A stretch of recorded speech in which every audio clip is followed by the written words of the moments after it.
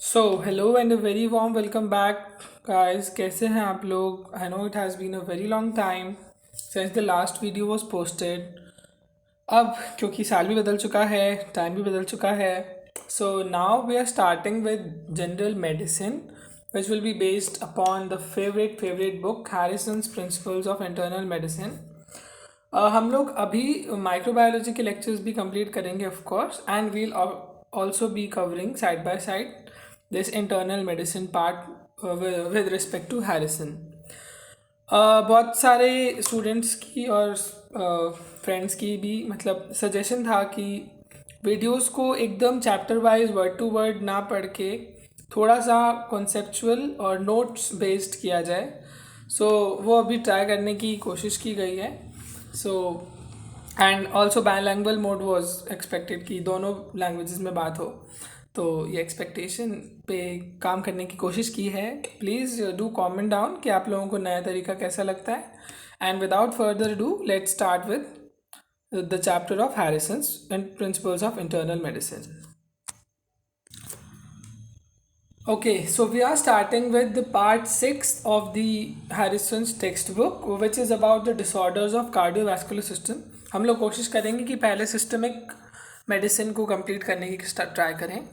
सो part 6 का first section which is about introduction to cardiovascular disorders, उसका भी very first chapter and the 236 chapter of the textbook which is based on approach to the patient with possible cardiovascular disease. इस पे हम लोग आज discuss करने वाले हैं. आप ये नोट्स और नोट्स भी आपको डिस्क्रिप्शन में मिल जाएंगे. प्लस आप इसकी वीडियो कंप्लीट करने के बाद you can go and try read the chapter. It will be very easy for you to understand after going through this video. Okay, so in this chapter the author is basically trying to give us an orientation. वो हमें बताना चाह रहे हैं कि at present क्या क्या problems हैं, एंड इन फर्दर चैप्टर्स हम लोग ये सीखेंगे कि कैसे उनको हम लोग कम्बैट कर सकते हैं. Okay, so this chapter has basic points like the magnitude of the problem of cardiovascular diseases, the natural history of disease, the cardiac symptoms, diagnosis and the family history of the disease, the assessment of functional impairment, the ECG reading, just a basic part, what is electrocardiogram. Then we'll see some pitfalls in the cardiovascular medicine. Finally, we'll see the disease prevention and management, followed by some discussion about the assessment of the patient with a heart murmur and the NYHA classification for patients with cardiovascular diseases. So in 13 pages के अंदर we'll try and complete the chapter. Okay, so let's start with the very first topic of the chapter, which is the magnitude of the problem. In the magnitude part, the author discusses about the prevalence of cardiovascular diseases. Cardiovascular diseases are the most common serious disorders in industrialized nations and a rapidly growing problem in developing nations. With the lifestyle, ये diseases बढ़ते जा रहे हैं. Despite a two-third reduction in age-adjusted death rates for coronary heart disease in US over the past 4 decades, CVD remains responsible for about one-third of all deaths, more than 8 lakh plus annually, with 1/4 of these being sudden deaths. तो ये US में prevalence हमें बता रहा है. Obesity, type 2 diabetes, the metabolic syndromes are important risk factors for atherosclerosis, and these threaten to reverse the recent progresses in reducing coronary heart disease mortality. हम लोगों ने बहुत सारे न्यू टेक्निक्स ट्राई करे हैं कि हम CVD को स्टॉप कर सकें, but these more lifestyle disease like obesity, type 2 diabetes, ये हमारी प्रोग्रेस के अंदर रुकावट बन रहे हैं. And next it talks about the gender differences in cardiovascular diseases. CVD has historically been more common in men than women. मतलब इसके लिए निमानिक था कि फीमेल जो है वो दिल तोड़ती है तो टूटेगा किसका? मेन का. तो मेन के अंदर कार्डियोवैस्कुलर डिजीज ज़्यादा कॉमन है, but now it is being that it is the leading cause of death in both the sexes. Although death rates have decreased in men, they have increased in women also. In women, CVD is more frequently associated with dysfunction of the coronary microcirculation, and risk factors like obesity and diabetes play a more important role. Diagnostic methods like exercise electrocardiography have lower accuracy in predicting epicardial obstruction in women. Okay, so this was the basics about the magnitude of the cardiovascular diseases, to just give you an orientation कि कितना बड़ा एक problem है जिसके ऊपर हम work कर रहे हैं. Now, the next subtopic of the chapter is about the natural history of cardiovascular disorders. अभी प्रेजेंट एक्यूटली कर सकता है, क्रॉनिक केस प्रेजेंटेशन हो सकता है. So acutely CVD often presents suddenly, such as with acute myocardial infarction, hypertrophic cardiomyopathy, or prolonged QT syndrome, which can lead to syncope or sudden death. Early detection of at-risk patients can prevent acute complications. Secondly, chronic and progressive diseases, valvular heart disease and idiopathic dilated cardiomyopathy can lead to a gradual increase in symptoms like dyspnea and fatigue, culminating in acute exacerbations later in the disease course. Next up is the importance of early detection. Of course, recognizing risk factors and using early diagnostic tools can help delay or prevent the development of serious manifestations such as MI or heart failure.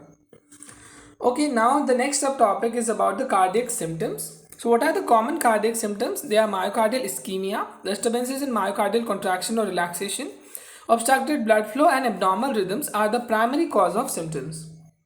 The symptoms include chest discomfort, often due to ischemia, which is imbalance between oxygen supply and demand, fatigue due to reduced pumping ability of the heart, edema due to fluid accumulation leading to peripheral edema or pulmonary congestion. This is common in heart failure. Dyspnea, the shortness of breath, which is frequently due to pulmonary congestion or fluid overload. And lastly, syncope, which is sudden loss of consciousness typically related to arrhythmias. Differentiating cardiovascular and non-cardiovascular symptoms, how can we differentiate कि acidity नहीं है और MI है, like the most common case. Dyspnea can also be seen in pulmonary disease also. It can be seen in obesity also and anxiety also. So these are the DDs or the differential diagnosis. Chest discomfort can arise in both cardiac and non-cardiac conditions, just like I said, gastroesophageal reflux disease. Edema may be linked to conditions like renal disease and liver cirrhosis, not just heart failure. Okay, इसमें भी हमें edema देखने को मिल सकता है. And syncope can also result from neurologic conditions. So all these are differential diagnosis जो इन symptoms की basis पे बनाए जा सकते हैं. Okay, so the next subtopic is diagnosis. So a thorough diagnostic approach is essential, including the underlying etiology, which can be congenital, hypertensive, ischemic, or inflammatory. We can discuss about the anatomical abnormalities like chamber hypertrophy, valve involvement, or infarction. And we can also discuss about the physiologic disturbances like arrhythmias, ischemia, congestive heart failure. And finally, we have to assess the patient about the functional disability using the NYHA functional classification system. We'll review this system at the end of the lecture. Okay. So this is the basic. These are the basic 4 points जिनके ऊपर हमें diagnosis बनाना होता है. So the complete diagnosis process begins with history taking and physical examination. This is followed by ECG.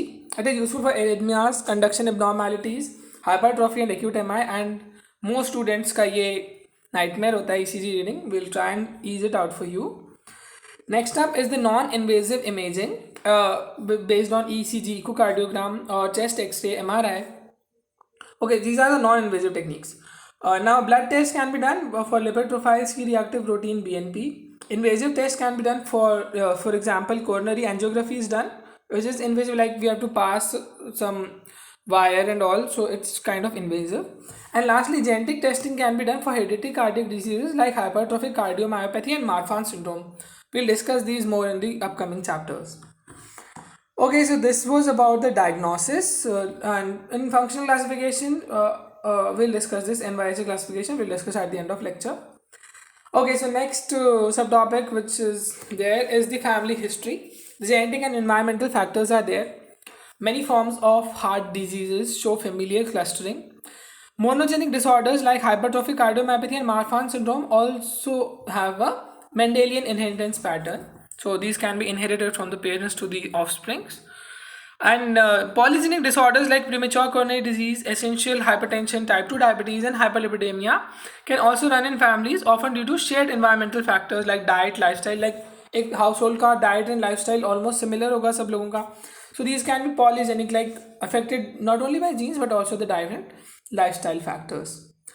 Next up, we have the assessment of functional impairment. Like if the patient is diseased, उसे कितने degree तक problem हो रही है. Okay, it's critical to understand how physical activity relates to the symptom onset. Functional assessment involves determining what activities the patient can or cannot perform after getting the disease. For example, a marathon runner developing dyspnea after running 2 flights of stairs represents more severe functional impairment than someone who develops similar symptoms after walking a short distance. So एक example इसके basis पे बता रहा है कि कितना degree of functional impairment है, हमें ये भी असेस करना है पेशेंट के अंदर. Next up is the very short discussion about ECG. The ECG is routinely used in suspected heart disease but doesn't always establish a specific diagnosis. Obviously, it may show abnormalities like arrhythmias, conduction disturbances, or hypertrophy. Non-cardiac factors can also influence ECG results like age, body weight, electrolytes. So ECG is not a definite marker, but of course it can be used and it is used जो हमें एक additional support देता ही है other than history and other tests available. Okay, so next up in the book it's given assessment of the patient with the heart murmur. So this also we'll discuss at the end. For now, the information is that heart murmurs are classified based on their timing, duration, intensity, and some other characteristics. The most common murmurs are mid-systolic and soft, which are grade 1 and 2. The loud systolic murmur grade 3 and above, or a diastolic murmur often requires ECG for further investigations. We'll see the details at the end of the lecture. Okay, now almost the chapter reaches its conclusion, which is the topic is pitfalls in cardiovascular medicine. Like कहाँ पे हम लोग lag कर रहे हैं अभी. There is an over reliance on subspecialization and advanced diagnostic techniques, which is leading to or can lead to failure to recognize cardiac manifestations of systemic diseases. It can lead to failure to identify systemic diseases in patients with heart conditions, and it can lead to overuse of invasive tests like coronary arteriography without sufficient clinical indication. So these are the pitfalls. But tests like coronary angiography should not replace thorough clinical evaluation. Of course, we have to do a thorough clinical evaluation, history taking, and other tests. We can not only rely directly on coronary angiography. Like कोई patient आप उसको directly coronary angiography prescribe नहीं करेंगे, आप उसकी history लेंगे and you'll see the physical parameters, you'll do a thorough physical examination, you'll do some blood test, ECG report, and then if needed then you'll go on to coronary angiography. Not in all patients. So this should not replace a thorough clinical investigation as they do not always provide a definitive answer to the cause of symptoms. हो सकता है जो भी plaque वगैरह आप remove करने, लेकिन आपने उसकी history thorough नहीं ली and after some years the patient again presents with the same problem. So हमें cause को treat करना है, ना कि सिर्फ symptoms को relieve करना है. Okay, so the last topic with respect to the book is disease prevention and management. It deals with the prevention of heart disease. It involves risk assessment and addressing modifiable factors like smoking, obesity, physical activity, treating hypertension, hyperlipidemia, and diabetes mellitus. So what can be the management principles? The asymptomatic patients with no heart disease should not return for regular follow-up if no disease is present. Okay, so it's not very necessary कि आप बार बार अपना treatment लेने जाते ही जाएं. Okay. Next up, the risk factor reduction should be emphasized in patients with risk factors but no overt disease, जिसको हम लोग primary prevention कहते हैं. Like कोई ओवर डिजीज नहीं है लेकिन रिस्क फैक्टर प्रेजेंट है, अब डिजीज नहीं हुआ है अभी, तो हमें रिस्क फैक्टर रिडक्शन के ऊपर काम करना है. And monitoring patient with mild valvular disease और early stages of CAD for potential deterioration. हमारा फोकस है कि हम अर्ली डायग्नोसिस कर लें ताकि जो कॉम्प्लिकेशंस हैं वो इतने ना हों. The treatment option medical management में हम स्टेबल कोरोनरी आर्टरी डिजीज, अगर स्टेबल है disease like the patient is able to perform the functions, तो हमें मेडिकल मैनेजमेंट की तरफ जाएंगे. अगर कोई पेशेंट मेडिकल थेरेपी से नहीं रिस्पॉन्स दे रहा है, like the patient is unresponsive to medical therapy और ही और she has a severe disease, so for these patients a reserve category of treatment is percutaneous coronary intervention, जिसे हम लोग एंजियोग्राफी कहते हैं नॉर्मल लैंग्वेज में, और सर्जिकल रिवैस्कुलराइजेशन जिसे हम बाईपास ग्राफ्टिंग एंड ऑल, ये वाला पार्ट भी हम लोग कर सकते हैं. Okay, so this concludes the chapter. अब दो टॉपिक्स जो हमने कहा था कि लास्ट में डिस्कस करेंगे वो हम लोग कर लेते हैं. The NYHA classification, the New York Heart Association functional classification, is used to assess the severity of symptoms in patients with heart disease, particularly in relation to their physical activity and functional capacity. Below is an explanation of each class based on the table which we provided. NYHA functional classification. Class 1. No limitation of physical activity. The patient has no symptoms of heart disease during normal physical activity. Ordinary physical activity does not cause fatigue, palpitation or shortness of breath. So this is class 1. इसमें patient normal physical activity कर रहा है and ordinary activity like चलना, staircase walking, इनसे उसे fatigue, palpitation या shortness of breath नहीं हो रही है. That is class 1.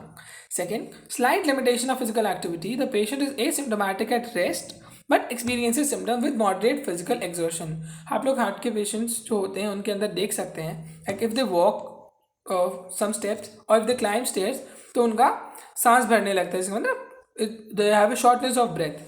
So ordinary physical activity might cause symptoms such as fatigue, dyspnea, shortness of breath or palpitations, but the patient can still carry out most activities without major difficulty. Like उसे shortness of breath हो रही है but काम चल रहा है. So that is second class. Third class is marked limitation of physical activity. The patient has symptoms even with less than ordinary physical exertion. बहुत ज़्यादा काम नहीं कर रहा है, like बहुत थोड़ा सा काम किया, लाइक उठ के and he does some very small work, उसमें भी वो थक गया. That is class third. Although the patient is comfortable at rest, patient को रेस्ट में कोई सिम्टम्स नहीं है, but physical activity causes fatigue, shortness of breath और other cardiac symptoms, significantly limiting the patient's physical capabilities. And class four, inability to carry out any physical activity without discomfort. The patient experiences symptoms at rest. Any physical activity, even at rest, causes discomfort like chest pain, dyspnea, fatigue. Symptoms may worsen with minimal exertion, and the patient may be confined to bed or have significantly reduced activity. Okay, so this was about the NYHA classification. Next up, we have the evaluation of a heart murmur. While assessing the presence of a heart murmur, it is important to evaluate various factors like timing, intensity, and whether there are any accompanying signs or symptoms of cardiac disease. The classification of murmurs and their workup can be summarized as follows. Murmurs हम लोग जानते हैं कि valvular defects की वजह से हमें सुनाई देते हैं. So first up are the systolic murmurs, soft systolic murmurs, the grade 1 and 2 and the mid systolic ones. The murmur characteristics are they are soft, early stage murmurs typically heard in the middle of systole. Associated findings, no additional cardiac signs and symptoms are there.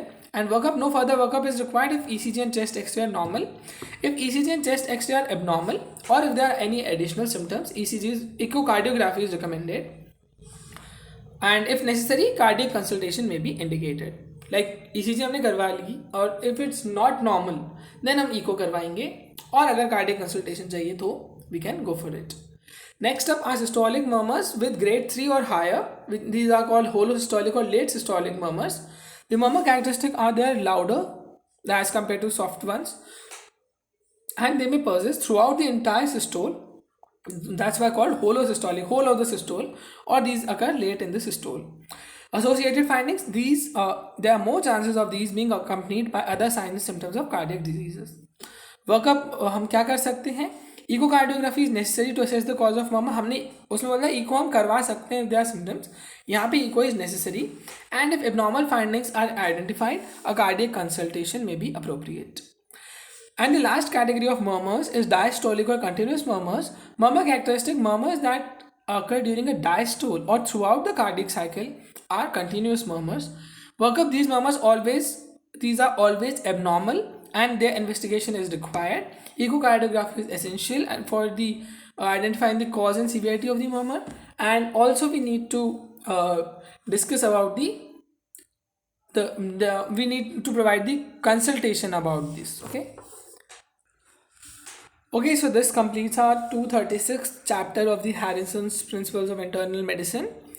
Okay, do leave a feedback कि ये जो नया तरीका है आप लोगों को कैसा लग रहा है, and we'll try and remain more consistent from now on, and of course we'll try to complete the microbiology part as well. Okay, so thank you so much. Like, share, subscribe. Thanks for watching.